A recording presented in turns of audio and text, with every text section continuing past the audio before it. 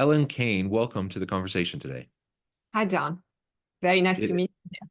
Thank you. It's a pleasure to be with you. You're joining us from the Berkeley area. I'm south of Salt Lake City in Utah. And today we're going to be talking about your recent book, Fire Up Innovation, Sparking and Sustaining Innovation Teams. I love the title of your book, and I'm super thrilled to have a chance to sit down with you and to explore this together today. As we get started, I wanted to share Ellen's bio with everybody. Helene Cahen is author of Fire Up Innovation and is an innovation strategist, trainer, facilitator, and speaker with over 20 years of experience helping companies navigate innovation challenges. She's the founder and principal consultant at Fire Up Innovation Consulting, previously Strategic Insights, where she guides Fortune 500 companies, small businesses and nonprofits to understand innovation, create innovative new products and services, build effective teams, and support a user-centered culture. Now, I could go on. There's a lot more to your background and your bio, but I'm going to pause there. Anything you would like to highlight by way of your background or personal context before we dive on it? No, I think it's a great start. Thank you. Okay, well, wonderful. When I'm sitting down with authors, one of the very first things I always like to ask is why this book? Why now? A book is a labor of love. It takes a lot of time and energy and commitment to put all of that experience, all those thoughts down on the page. So why did you feel this book was so important to get out there into the world now? So I studied creativity, and I have a lot of books on creativity. And one of the things I was joking with my roommate at the time when I studied at Buffalo State University is how to make it sexy. And what I wanted to do is a book that has kind of represent me in the sense that is both anchored in research and theories, but it's also super practical because I think we can talk about innovation to death, and if we don't practice this, it's not going to be helpful. And I also didn't want a tool book because if you don't understand the basic of innovation, creativity, and the principle, then a tool doesn't really help you, because it's like, building a house. If you have a bunch of tools, but you don't know the principle of architecture, it's not going to help you. Yeah. Yeah. And then COVID hits and I had more time. So it was the perfect opportunity to work on this book. Well, good. And that's as good enough of a reason as any. I know many people spawned all sorts of really great projects during the COVID era. In fact, this podcast for me was a COVID project. I released my first episode May 8th of 2020, a month and a half after the lockdowns occurred. And yeah, so it's been a labor of love for me. And I've talked to so many individuals that either they started a new business or they launched a new product line or they wrote their book in part due to the COVID period. And it was super disruptive. It was super hard for a lot of people. And I don't want to downplay that or diminish that, but it did also provide opportunities for people. And it's great that this book was able to come forth in part, due to how you responded to that hard environment, that hard situation. So you've been working with companies, in this innovation space for a couple of decades now. What first sparked your interest in working with innovation teams? How have things changed in the last couple of decades? Because I can only imagine, that with the pace, the rate and pace of change in terms of technological advancements has just continued to go up exponentially. So as we talk about innovation, I can only imagine that that's been a really interesting dynamic space for the last couple of decades. Tell us more about that. Yeah, so there's a lot of questions there. Just my background, I went to business school, and then I wanted the most creative work I could do, and I work in advertising, and I work on new products, and I just really loved that kind of the change and creating something new. So that's why I've been passionate about innovation for more than 20 years now. And the changes is it's both change and doesn't change in the sense that in terms of organization, I see like a pendulum swing. At some point, organization decide we need to create a innovation department, or we're going to have this like startup within our organization, and they're going to just work on innovation and the rest of us is going to work on business as usual. And then when that doesn't work so well, then they're like, well, no, everybody has to work on innovation. And we move it back and we cut that budget and everybody's working on innovation. And that might not work so well. And then maybe we buy a new company, buying startup because we realize we have a culture that's not really helping. So we buy some startups and we integrate them. And sometimes it's successful and sometimes not so much because the culture itself can kill innovation from a startup. So feels like nobody find the perfect solution. And so there is a lot of back and forth between those different models of how can we do innovation. What I have to say is innovation is definitely a bigger word than it was 20 years ago. Yeah. Like it's almost like a buzzword. Like, of course we want to be innovative, but what I found is a lot of the companies don't really know how. And then you put together teams because of their skills, their background, their technical skills, their specialties, but then they don't themselves know how to work on the innovation team because we don't train people about that. So we put the people for the skills, but then they have to work together. And that can be really challenging at times. Yeah, and amen to the buzzword piece. Like I'm thrilled that more people are talking about innovation today than it seems was the case in the past. I think that's wonderful. But if we don't get past the surface level and it's just buzzword, then that, first of all, what do you mean by innovation? So, right. And so lots of organizations start to use the terminology, but are they really doing innovative things? Or is it more kind of just work as usual with a different framing? And so that's part of the question, that I have is if you've seen that shift as well beyond the rhetoric, like it more and more teams doing innovation better. You've also you identified the two main models and the pendulum kind of swings back and forth. I'm also curious to hear, where do you think the right emphasis is, or is there somewhere in between that it should be, and stop the big swings and have it in another way that could be more productive and create better outcomes for organizations? Again, a lot of question there, but thoughts on that? Yeah, I think first thing is I think the world is changing really fast. Yeah, for sure. AI and other technologies. So I think that everybody is going to need to be able to adapt to the fast pace of change. And so even if your job as usual is not going to be the same job as usual in a year or two from now. So all of us need to be able to embrace that change. And for sales and for our team, even on a regular business, we need to be able to embrace innovation.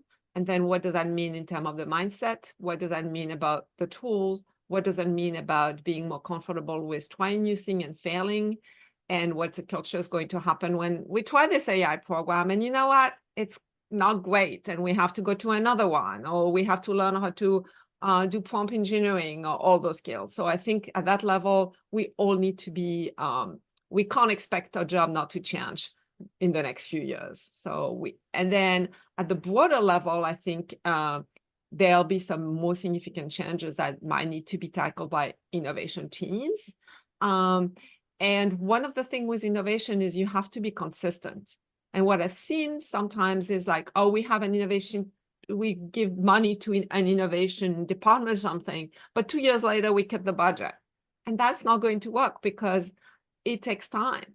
And so if we're trying to get very short-term return on investment, that might be challenging. On the other hand, you also need to have very clear criteria about what is innovation for us, what does success look like, which projects should be considered or not. So you need to really build a system when on the front end, you need to give freedom and opportunity to look at a lot of things. And then as you move things down the pipeline, there is a place when you say, this is not going to meet our $5 million a year goal, or this is not going to be feasible with a mission or something. So there have to be some clear I'm a process person, and I believe that a good, clear process can really be an enabler to successful innovation. Yeah. I think building, so two things that you said there that I think are really important is the culture and the mindset around innovation, and then the processes, the systems to facilitate the innovation. So getting beyond the buzzwords and starting to create an environment and a culture where you're promoting iteration, where you're promoting trial and error, and no longer are you labeling things as failures because it didn't work. It's a learning opportunity. It's only a failure if you don't learn from it. And if you can't pivot rapidly to then do the next thing. And so, fall forward, fail fast, iterate rapidly, try new things. That's hard in a lot of organizational cultures because there's this punitive kind of a mentality, or like a fearful, if I try this and it doesn't work, my job's on the line, or I'm going to miss out on that next promotion. And then people start to play it safe. And when people are playing it safe, you're not pushing the envelope and you're not innovating. And so that cultural shift, that mindset shift, I think is super, super important. You touched on that. But also the processes, and how can you start to build in to the systems of the organization, stuff, processes that really reinforce the mindset that you want your people to have. Thoughts on how we can go about doing that? First, we have to think about it. To your point, I think the culture is above. So if the culture is not going to support innovation, it's going to be killed. Yeah, I for can sure. train people, I can coach people, I can tell them everything, and they're great at it. But when they go up to management and the first thing that comes is like, it's never going to work, that's it. The team is like, I'm not going to try this. Yeah. So the cultures are that's definitely supporting. And then really thinking about the process is not something that is sexy, back to that word, but it's so important. It's such a supportive element. And we don't necessarily think about success process. One thing that is both simple, but having good facilitators, having people that Mhm. are focusing on the process when the team is focusing on the content. And often we just become a facilitator because you're either the manager on the team or you just been assigned these things, but who is trained about good facilitation? And you see how meetings, just a simple meeting can be really bad. And then you add to a complex process of innovation. And unless you have team members or external facilitator that really can focus on that, so then it's an enabler to everybody else to be free and to think and to look at options. I think that is really important. Um, and then changing our perception of risk. We often talk about the risk of failing and the Mhm. cost, but we should also be looking about the risk of not of the cost of not taking risk. And Yeah. we assume The business, risk, the risk of stagnation, right? yeah, and business as usual in the world that is changing so fast is going to be like, it's likely that your business is going to go down. So in a way, innovation is not a choice, and you have to embrace it. Hmm. Yeah, that risk of stagnation and the risk of just being irrelevant. If you don't keep up with the pace of change and you're not adapting and pivoting and being agile, you're just going to increasingly become irrelevant. You're going to lose market share. Your products and services aren't going to be as good as your competitors. You're not going to attract and retain the best people, and it just becomes this like downward spiral. if Exactly. if if you can't maintain that kind of a culture, at least where you're trying to innovate. Like nobody's perfect, and you're not always going to be perfect at innovation. You're not going to be perfect with the mindset. You're not going to be perfect with the processes, but you can reinforce those things in such a way that it gives you a much better chance of having consistency in the innovative juices that are flowing within your team and within the organization. And it's not always going to be a home run. You're going to fail more often than you succeed in terms of like traditional failure and success. Not everything's going to work, but if you can create that kind of psychologically safe environment where people can try stuff, where they can experiment on stuff and iterate rapidly, then you're going to have far more interesting solutions to the problems that your organization faces. You're going to have far more interesting potential products and services that are going to be more valuable to the market, to your clients. Exactly. And I think it's really important what you say about prototyping and testing and do it early. I mean, that's for me is that because in corporate we want to be perfect. So we're not going to get something out even to our management or to users before we feel like it's good enough. But I really challenge team and saying, when this might be good enough when it's really rough, and let's to get it out as soon as possible, get some feedback as soon as possible. So at a point that is cheap and fast, rather than waiting another 6 months to fine-tune everything. So get things out when they're messy and they're rough. Actually, you might get better feedback because nobody's is going to think they offend anybody with a feeling on something that looked like something you draw in 5 minutes. And so it's a prototyping and testing fast and iterating again and again and again as a learning opportunity, as you mentioned, rather than at that point, we're not going to try to measure hard number. We don't know if that project is 5 million or 20 million, but are people excited about it? Do they get it or they don't? That's information you can get really early on, and that's really helpful. Yeah, yeah, for sure.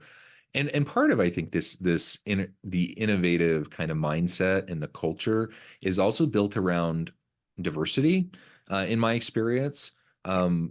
Having a more diverse team, having people with different backgrounds, different experiences, different worldviews, um, different expertise, different skill sets, cross-pollination, interdisciplinary, multidisciplinary work teams, that is some of the secret sauce, I think, to innovation. Can you tell us more about why team diversity is such a big focus in your book, and how we can go about, thriving in a more diverse environment, understanding that, yeah, it can be challenging. Putting together diverse teams can be challenging. Sometimes managing diverse teams can be challenging. But if you want innovation, it's part of the secret sauce there. Exactly. So the reality is it's harder to work people that are not like us. It's harder to do it. But that's really what's important because we're trying to solve complex problems that Yeah. have multi-aspect to the solution. And so if not everybody's in the room, then we might miss a key aspect of the solution or the ideas that we'll discover much later when, oh, we need to talk to the finance person, or we need to talk to that manufacturing person and realize that we can't make this thing, or it cost us 20 million, or all of those.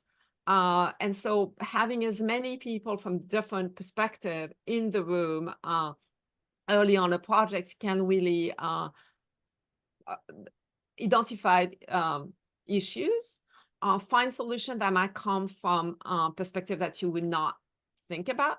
Because one of the things about innovation is we often think about it's innovation in product or services or experiences. But actually, innovation can be in anything else. It can be Yeah. in pricing. It can be in the way we communicate, is who we partner with, different way to make the product. And so if the people that have those kind of functions are not in the room, we're just going to get another product and services, and maybe that's not the answer. Or maybe it's only a piece of the innovation is only that new product services component, but it needs to have all those elements integrated up front to really create a new innovative business model. Yeah. So you can have innovation around processes, around efficiencies. You can have innovation around quality control, innovation around every last piece of the business. Exactly. Can be innovated. That's a really important point to emphasize. So I appreciate that. All right. So as we're thinking more about how to do this effectively, what have you seen as like some of the biggest roadblocks, the biggest setbacks for organizations, despite maybe their intention, despite maybe their aspirations around trying to become that really great innovative organization with an innovative culture? I mean, the culture is one or the biggest roadblock. I mean, something that's really helpful is having a team champion, kind of protecting the team, especially early on when it's kind of, we don't know where we're going. And, it might be kind of weird idea or different direction, is having a way to kind of protect the team when they kind of the baby step, those little seeds, and we can let them play in a way that can be really, really helpful. But another thing that is totally on the other side, but it's surprisingly sometimes not so clear, is what are the criteria for success? Be clear, we set them up and up front. So as we move forward and as we especially evaluate pieces of this is what problem should we work on, or what idea should we select versus we come up with 100, that's easy, but which one do we select? Having decisions that are made with very clear criteria in mind, that what is important, how is it in line with a mission, how is it in line with a value proposition, how does it fit with a customer's need, things like that. And so that can really be helpful. And sometimes and it's okay to have constraints. I learned that Yeah. designers love constraints. It's easier to design within constraints. So is this something a management has in mind about something, or it's important to be upfront? It's actually helpful. There's a play we want to be free, but it's also important to have clear criteria about how is a project will be able to move forward, what's important, what's less important. So we don't judge idea on what we like or what we're excited about, but on, how is it going to, what does this organization want as moving forward with the innovation projects? Yeah, yeah, and I think that's one of those tensions because you have your mission, you have your vision, you have your values, you have your core strategy as an organization, and you want to have congruency and alignment. But on the other hand, you want to innovate, and sometimes that innovation means you're going to end up possibly going in completely different directions, right? And Yeah. so finding ways that you can ensure alignment and consistency with mission of the organization while leaving open the door for new opportunities without completely flooding your teams with like endless possibilities, because there are endless possibilities when we're talking about innovation. Literally, it could be anything, and you can't chase everything. You can't throw every last piece of spaghetti at the wall to see what sticks. You do have to make choices. You do have to prioritize. So what have you seen? How can we help leaders navigate that tension around alignment and strategic consistency versus really trying to foster this environment where people can pitch new kind of wild crazy ideas even sometimes and try different things that maybe we'd never thought of before. I mean, that's where you have a great leaders that have a vision and kind of see what's the range of you want to give to your teams of let's play, and you can go wild, and at some point it needs to be, and it could be, we give you play time and budget time for a year, but in a year we want an NPV and we want to have, so there is kind of some roadmap that you can do. I hate the funnel concept because I'm just assuming that innovation has a very nice linear path, which it doesn't, because it's messy up and down. Yeah, But yeah. having some framework for the team to play and know kind of what their playground area is, I think is really important. And it takes some strategic decision. It takes sometimes it's like a leader's willing to say, hey, you know what? I'm willing to lose on these projects because that's a learning experience and we need to do that. And we should actually celebrate failure and things like that. But I'm not willing to lose more than 5 million on this. So things like that. So be clear. Yeah. I think ambiguity is not good. If it's like, oh, we'll just play and we'll let you know later, that's very uncomfortable. But if we like, okay, you can play to this point within those criteria, and then we'll review, and then we decide what's the next space we're willing to open for that project, or say, that's not going to work for us. And it should also be managed as a portfolio. So it's not like one innovation. It's like we have a portfolio, and then we can also evaluate those potential new ideas against each other too. Once again, with clear criteria. So usually there is, you start with a lot, and then you kind of see, well, to get to the stage 2, when you need more funding, this is some things, and we might have 10 projects, and we have to decide the 3 that we're willing to take forward for organization. Yeah, so I like that idea of putting some criteria and some structure around the play. So you allow openness, freedom, for people to try all sorts of things within a certain sphere, right? So you do put criteria around it. I think that can really be helpful, because it can also be overwhelming to an individual if you just say, hey, go create the next amazing, brilliant thing. you know, no constraints at all. Some people could do that, but most teams are going to do better if they have at least some level of understanding around what constraints they're trying to work within. And then, having freedom to play with the criteria, I think is excellent. Ellen, I note the time. This has just been a great conversation, but I also need to let you go in just a minute. Before we wrap things up, I wanted to give you a chance to share with the audience how they can connect with you, find out more about your work, your team, and then give us the final word on the topic for today. Okay, so you can find me on LinkedIn. You can find me on my site.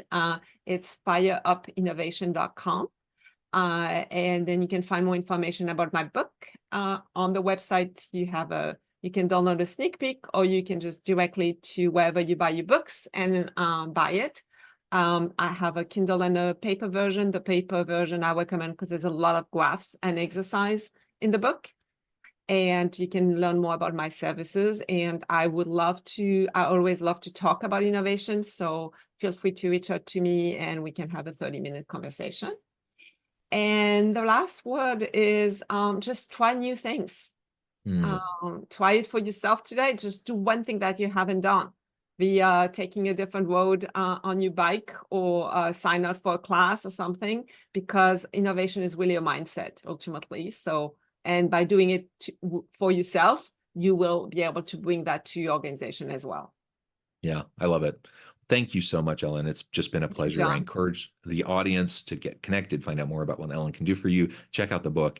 And as always, I hope everyone can stay healthy and safe, that you can find meaning and purpose at work each and every day.